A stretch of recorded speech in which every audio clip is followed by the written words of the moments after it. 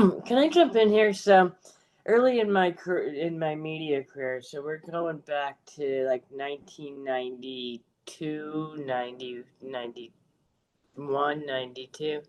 I actually produced at a talk radio station in Norfolk, Virginia, and it was conservative. Now, interestingly enough, the host wasn't very conservative, but he was a good actor. I obviously was never conservative, and the co-host wasn't conservative either. It was really show business.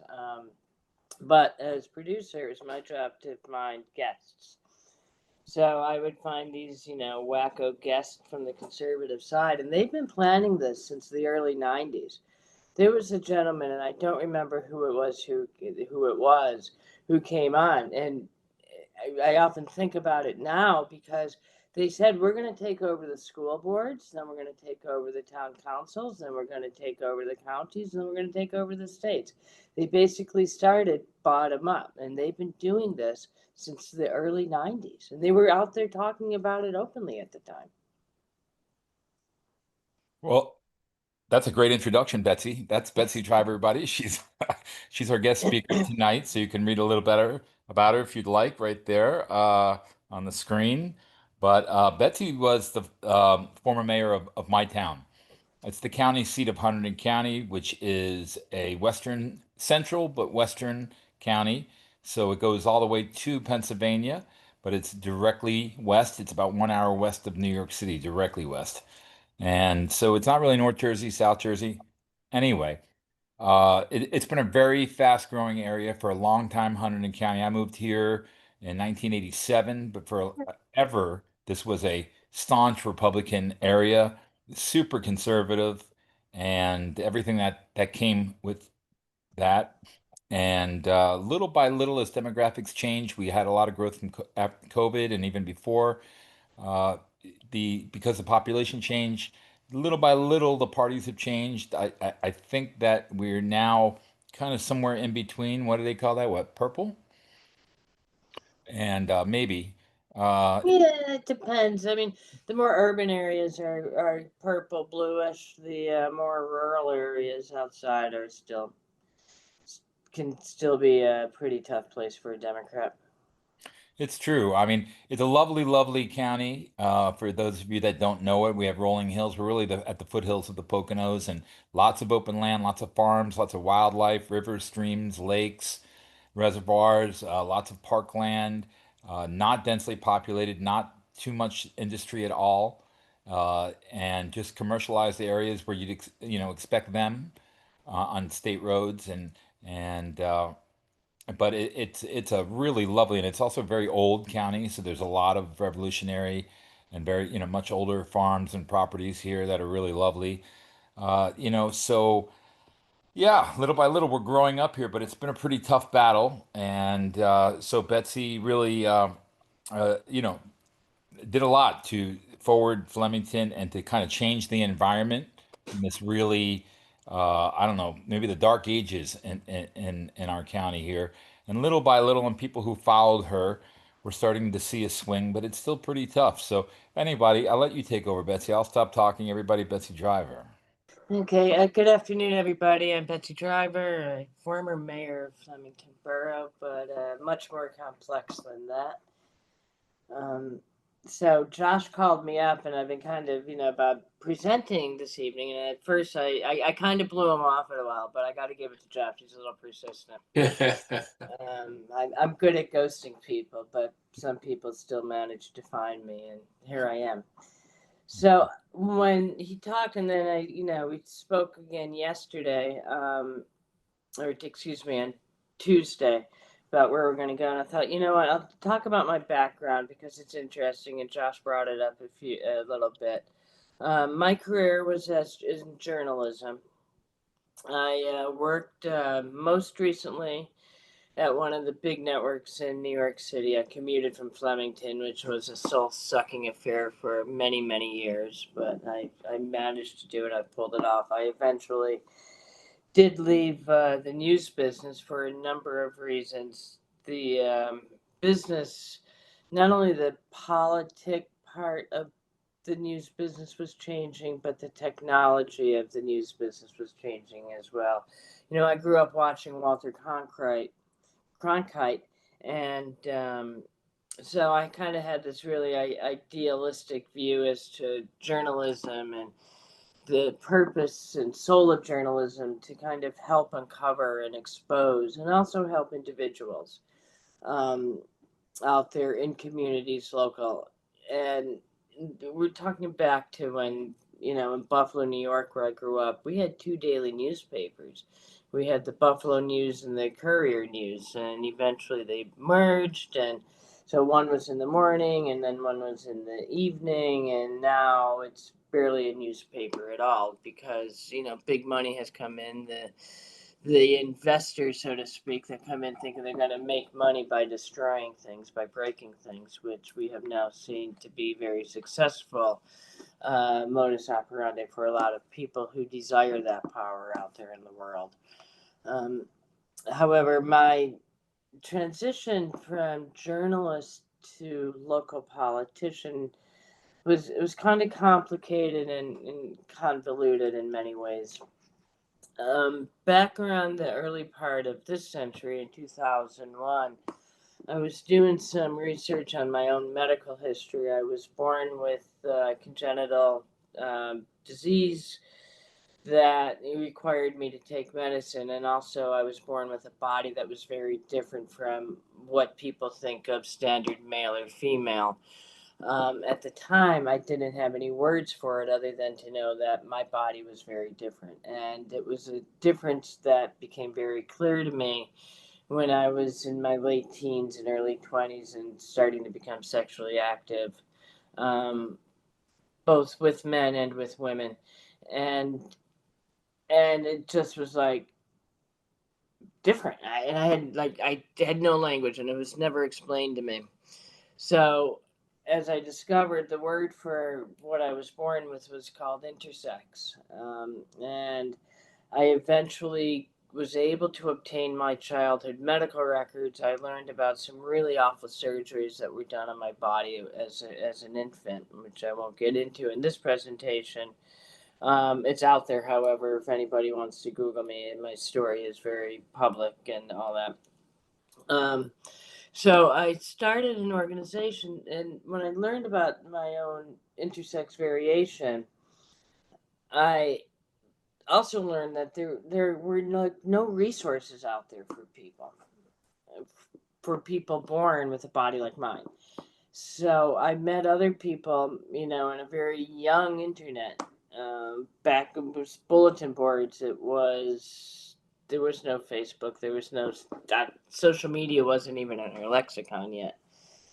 Um, but we managed to meet up and meet others like ourselves. So myself and another woman, also affected with the same intersex variation as I had, started an organization called Bodies Like Ours.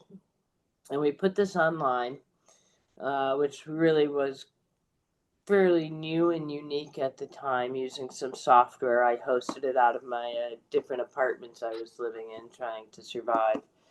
Um, and it became rather successful, and people discovered that they weren't the only ones out there. It was, their doctors from all over the world would tell people, "Oh, you were the only person out there with a body like yours. There's nobody else out there." It's the lies I heard as a child. It's the lies my mother heard as a child from the medical professionals that she trusted. So once we put it out there, it kind of broke out there into the open, and it was very specifically made that these conversations that we were having were not being held in secret. They were being held publicly. Anybody could go to this website, Bodies Like Ours, and read the conversations we were having amongst ourselves. Doctors took note of this. And it started to change things ever so slightly. Did it end surgeries being done on the bodies of intersex babies? No. Did it slow it down? Yes, because now a new parent could no longer come along and say, "Oh, I didn't know," or they no longer believe the doctors who would say, their child was the only one out there like that. there were thousands of us. Conservative estimates are, somewhere around 2% of the population, which is that's not a conservative estimate, excuse me. A generous estimate is 2%. But that also includes a lot of things that a lot of folks don't necessarily consider to be an intersex variation. And it's never my intention to include people into a category, particularly something as life changing and significant as having an intersex variation.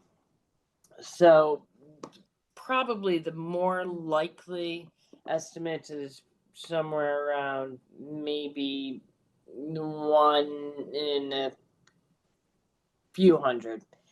And the estimates on that are kind of loose because there's never been really any great studies. We know how many infants have their bodies, mutilated with an intersex due to their intersex variation, but we don't know how many people are out there, you know, unmonitored and unreported and undiscovered because there's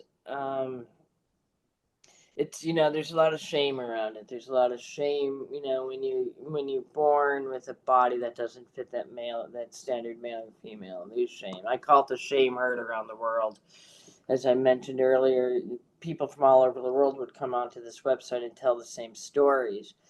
And as I discovered, it's because their physicians all learned from the same textbooks. They all learned from the same doctors who called themselves pioneers in the treating of intersex variations. So I did that for several years, kind of leading the charge. I kind of got burned out after a while. I buried my nose back into journalism and carried on. Eventually, somewhere in 2010 or so, 10 or 11, I was diagnosed with breast cancer. And I started to find that commute going into New York City to be even more soul sucking. Then I was better. I got back to work at CBS News, and a couple months later, I was diagnosed with ovarian cancer. And that was it. I was done. I couldn't do the commute anymore. I was missing a ton of work. They kind of sent me on my way, and off I went into wandering around and aimlessly lost. What do I do now? I've been a journalist for my entire career, and I'm only 50 years old. My goodness, what am I going to do? So, to bide my time while I tried to figure that out, I started to go to council meetings in my borough. I was a journalist. Let me go see what's going on here, and let me see what's doing. And then I would start blogging about it, and blogging about my own little tiny local community, and upsetting a lot of people, particularly those to the right of my political views. And county clerk at one point said, "Oh, the Republicans all hate you because you're exposing them," and she's a Republican. So as I did that, I became more and more interested in that community. I eventually decided, and then some things came along happening in town, some development that I disagreed with. And it wasn't so much that I disagreed with development as a whole, I just disagreed with this particular development. They were going to be knocking down some historic buildings on our main street, and keep in mind, Flemington brands itself as Historic Flemington. The website's Historic Flemington. So, but they were going to knock down a pretty significant part of our history. And I didn't like that. So I became involved. I ended up running for council. And I won by a huge amount. It just really kind of stunned me. And with that win, I became the only Democrat on the Flemington Borough Council, which was an interesting place to be. And of course, being the only sole vote to stand up for what I thought was right, especially regarding the development. I thought, well, obviously the power's not in that council seat, the power's in the mayor's seat. So I decided to run for mayor. And to my surprise, big surprise, I actually won. And so I won being open, being an out lesbian in Flemington, and being open about my intersex variation, which is so widely misunderstood by so many people. A lot of people think it's trans. It's not. It's okay. They can call me trans. I don't care, but it's not trans. And I won by not a big amount this time. On election night, I went to bed with a 7 vote lead. And so I had to wait then to Friday till all the votes were finally counted. It was before the Monday absentee ballots and the mail-in ballots had to be received by the clerk's office by election day. It didn't, now they just have to be postmarked on it by election day. So it was on Friday. I spent the week, Tuesday night, Wednesday night, Thursday night, curled up in a little ball in my bed, consuming copious amounts of alcohol, just hoping to make it all go away. Turns out I ended up winning by about 27 votes. It only takes 50% plus one, and I had that 50% plus 27. I was able to accomplish my goals about changing that redevelopment on our Main Street. The historic buildings fronting Main Street were saved. I got the height down quite a bit.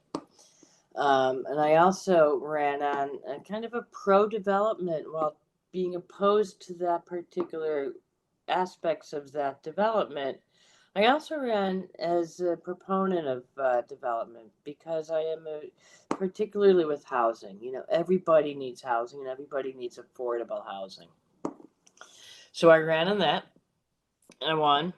I accomplished that. I also then, in 2020, if you look at the years there, hit COVID. I went to the library looking for how to be a mayor in the age of a pandemic. All those books were checked out already because they didn't exist. So we kind of had to make it up as we went along, and it was a very, very scary time for I think anybody in elected office, and and for residents as well. And it also really, I think, around that COVID and the COVID shutdowns that occurred during that time led to more and more division within the local communities. I was getting blamed. The governor of New Jersey said you can't be open. These retail businesses cannot be open until they know what's going on and can figure out how it's spreading and all that. They knew how it was spreading, but can we stop it? But of course, people generally don't know how government works. I had nothing to do with that. My job was simply keeping the people of Flemington safe. But, people are on Facebook, they're blaming me.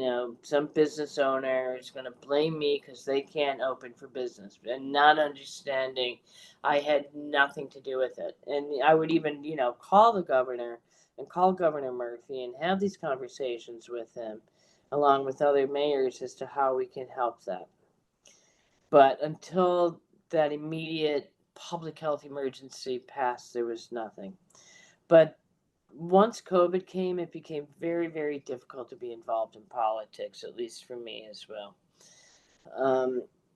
But some of the things I did accomplish at that time, as Josh put here on there, I declared June to, was able to get a resolution passed declaring June to be Pride Month in Flemington.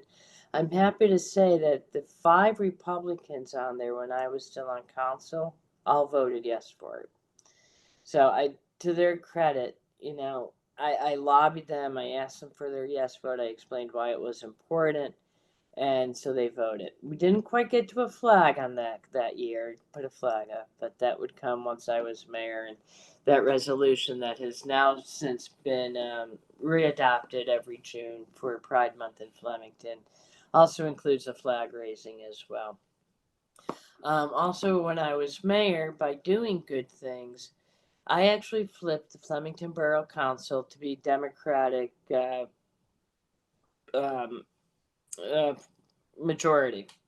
So I went from my first year as mayor, I had 2 Democrats who ran with me on my mayor's tickets. They both won, so it was 2-4. And then over the next couple of elections, we flipped everybody that all those seats into Democratic. And it worked. And so now it is a 100% Democratic council except for the Republican mayor. And Flemington is a strong council, weak mayor. So it's not a good place to be for when you're a mayor in a different party. They don't have to play along with you at all. Unfortunately, when I lost my reelection in 2023, um, I just kind of moved on from that as well. Part of my other goals as mayor, again, was, as he mentions, are the diverse housing, and I feel very strongly, especially in a town like Flemington, for those of you who are familiar with it. It's a 1.4 square mile borough. It's all built out, but there's also a lot of derelict buildings within the borough, which can be built housing on. Putting housing on these properties was important to me because it would put these properties back on the tax rolls. And as a mayor, you look at every possible thing you can do to keep the taxes down. And when you have an abandoned building, they're not paying a lot of money in taxes. Granted, they're not using any services, but they are having runoff, and there's other issues that go on, and police issues that go on, vandalism issues that go on. And the way to fix that is to build things on there. As you all know, New Jersey, or if you're from New Jersey, is an extremely expensive place to live. Outrageously expensive. So, affordable housing was important to me, and to make sure that any housing that would be built would include a really good affordable housing component. Um, in New Jersey, affordable housing is income based. It's not necessarily super poor. You can have a family of four with an income of over $100,000 that will qualify for affordable housing in the state of New Jersey and in Hunterdon County. So any housing that I planned out included significant amounts of that. Um, it also, my other priorities also included our significant immigrant population to make sure that they felt to be part of the community and welcome in our community. Flemington has a 48% Hispanic immigrant population. It's huge. It's a huge, huge. And that has to do with the reason that it's the county seat, surrounded by lots of McMansions that need lawns to be cut. And people want to have house cleaners come in. So they're needed in this community, they're hireable in this community, and they're welcome in this community. And I tried to make sure that people understood that. One of the things I started, very, very minor, it seems very silly, but it was so important. All of our borough communication was now going to go out in both Spanish and English. It's the first time that ever happened. This was only a few years after a resident in this town, a well known resident in this town, stood up in a council meeting demanding that Flemington should adopt an ordinance, an actual law, saying that it is an English only community, which is repulsive. So I fixed that by making sure that all of our stuff was bilingual. Um, some of the other things we did as well in that was to, trying to fix up Main Street. I got new sidewalks in a significant portion of Main Street using grant money from the state and federal government back when the federal government actually gave money and stood behind their promises to the communities. And that is changing, as we all know, through the current regime that's in office, and going so far as to withholding money from communities, which in a small community like Flemington, if you have a grant for $1.5 million with federal money, you have to spend that money first, and then the grant money will reimburse you. So what's happening as the current administration says, no, we promised you that money, but we're not going to give it to you now. Now you have thrown local communities into debt, into serious debt, which will hurt the taxpayers. Contractors need to be paid. They've done the work. You can't not pay them.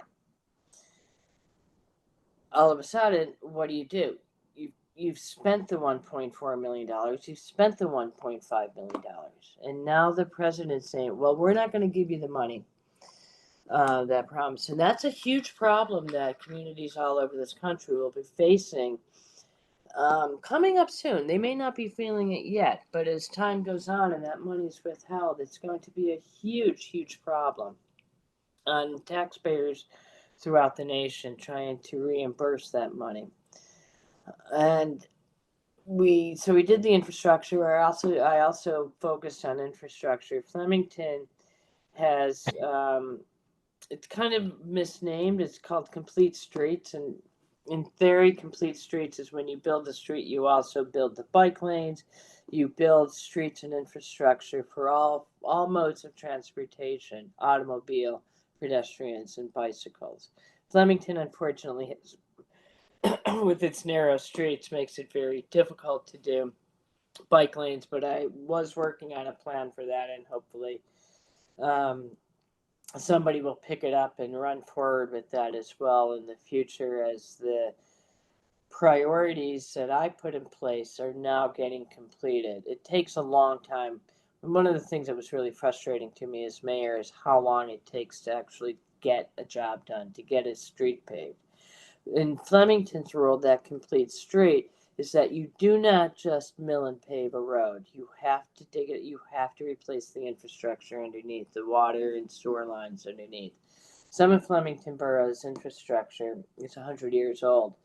Down there on Main Street between Church and the Circle, for those of you familiar with it, which has been getting dug up for that replacement, which started in my administration with the funding of all that, there was still water moving through some wooden pipe down there. You know, where they used to hollow out wood like telephone poles before they were treated, and they would move the water through that. And Flemington still had pipes like that in town. We also had a very old sewer system that the things were collapsing. So there's a lot of inflow and infiltration, what's called I and I. So we worked and we put an overall 5-year, 6-year plan together to replace some of those bad leaking, and those were to be paid for with grant monies, primarily from the state and federal government. And again, a lot of that stuff is probably now on hold. Any future funding for that stuff, I just don't see it happening, and that impact on local communities again will be devastating. When you flush your toilet, you expect the waste to go somewhere. Well, if the lines are broken in front of your house, it's not going very far, and eventually that's going to come back into your basement. And there's not a lot that can be done for that, except replacing those main infrastructures lines out there. So I think that's probably a prediction for what's going to be happening, where some of that infrastructure is going to be failing even at an even quicker rate as well. Also, Josh included with this last paragraph, this first openly intersex American to be elected to public office in the United States. My friend Tony was mayor down in Australia, down in her community near Melbourne. So the second in the world, first in the United States. And again, I did that as an openly intersex person as well. I talked about the Bodies Like Ours, the founding of that in 2001, revolutionary when we did that, and the Intersex Awareness Day on October 26th, excuse me. That's actually has been recognized by the White House. I've been invited to the White House in the past with past administrations, to go and see a presentation on it. I was never able to make it, unfortunately. This was during the Biden administration, and I just didn't quite have the time and energy and everything else to get down there. But it's nice that it was honored by the State Department, by the UN. I've spoken to the United Nations in Geneva about what goes on with intersex people in the country and across the world with the surgeries that intersex infants cannot consent to on their genitals, as well as other aspects of that, some of the forced medications that people are forced to take. If you remove hormone producing parts out of a body, you have to replace those hormones somewhere else, and that's through medication, and it's really causes bone issues and osteoporosis. There's so many bad things that happen with the way to bodies, with the way intersex is treated in this country and around the world. Because of that work I did around intersex and then becoming mayor, I was a grand marshal and recognized by Heritage of Pride, which puts on the New York City Pride Parade in New York City as a community hero, and that was in 2019. So I got to ride on the first vehicle going through Manhattan at the Pride Parade, waving. It was World Pride, so it was mobbed. It was just, I've never seen so many people in my life at any one time. It was just crazy. I still am working, around the intersex stuff. I do some corporate training periodically for organizations. A lot of organizations want to include an I in LGBTQI plus. They don't know what the I means, so they'll invite me to come on and do that. I am still trying to get a book together. I have reams of material, and I've been struggling with it a little bit. I find it a little triggering. I'm not a very triggered person, but in this situation I am finding myself in talking to people struggling with it, just because our stories are all so similar, and it's almost a PTSD when I'm talking to people, because it makes me remember just how much of my childhood I was lied to and mistreated.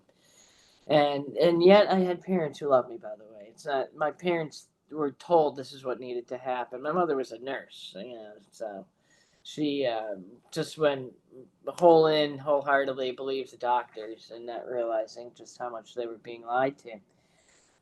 Since I lost my reelection 2023, I work for the state of New Jersey now. I work within the Murphy administration as a political appointee. I call it my consolation prize. Um, and I hope to continue working at the next administration, presumably if a Democrat wins. If a Republican wins, I doubt that I'll stay employed, but if a Democrat wins, I hope that I will be able to stay employed. And that's it. I do stuff. I'm on the Hunterdon County Committee, on the executive board of that. As an elected member of the executive board of the Hunterdon County Democratic Committee, I'm involved with that. I help other campaigns as I can. I do some fundraising for them, and just kind of keeping it down. Every day I go out. I sometimes don't go out too much anymore because I get tired of people asking me, "You gonna run again? You gonna run again?" I would love to run again, but here's my issues with it. I loved the governing. I loved policy. I was much more of a policy wonk than I ever expected I would be.